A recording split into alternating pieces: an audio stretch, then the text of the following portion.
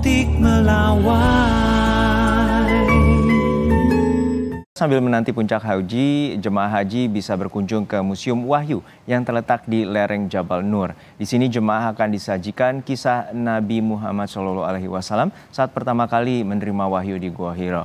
Berikut laporan jurnalis Kompas TV, Yasir Neneama dan Pradaris Lesmana bersama jemaah haji khusus Patuna. Selamat datang di Museum Wahyu. Di sini kita akan melihat bagaimana perjalanan dari Nabi Muhammad SAW pertama kali menerima wahyu di Gua Hira.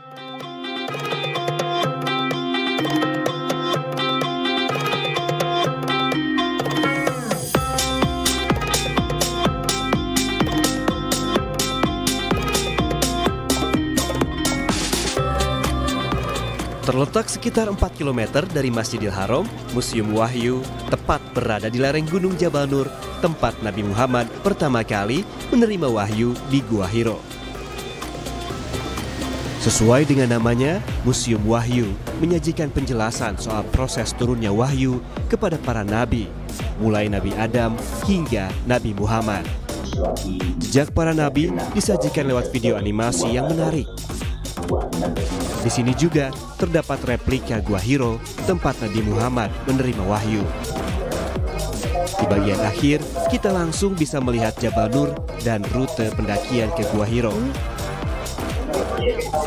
Saudara, di Jabal Nur itulah terdapat Gua Hira, di mana tempat pertama kalinya Nabi Muhammad SAW mendapatkan wahyu berupa ayat suci Al-Quran. Nah, untuk rute pendakiannya memang dibuka untuk umum. Nah, kita bisa mendaki ke sana dengan jarak tempuh sekitar 2 jam lamanya. Hingga saat ini memang belum ada kendaraan begitu sehingga kita hanya bisa mendaki dengan berjalan kaki. Nah, yang perlu diingat oleh jemaah yang berziarah adalah tidak ada amalan khusus yang harus dikerjakan saat ziarah ke sana.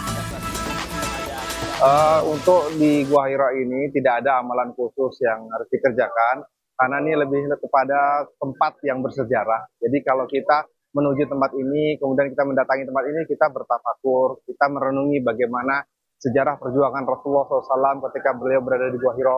Kalau kita berada di museum ini sendiri kita lihat diorama kan luar biasa. Kita merenungi bagaimana saat itu beliau sedang sendiri di gua, kemudian didatangi oleh malaikat Jibril, kemudian didekap dan dikatakan Iqra. Betapa luar biasanya suasana itu. Suasana seperti itulah yang harus kita resapi ketika kita berada di tempat ini untuk menjadikan ibroh atau pelajaran bagi kita semua. Bagi jemaah yang ingin berbelanja oleh-oleh, di museum ini juga tersedia aneka souvenir.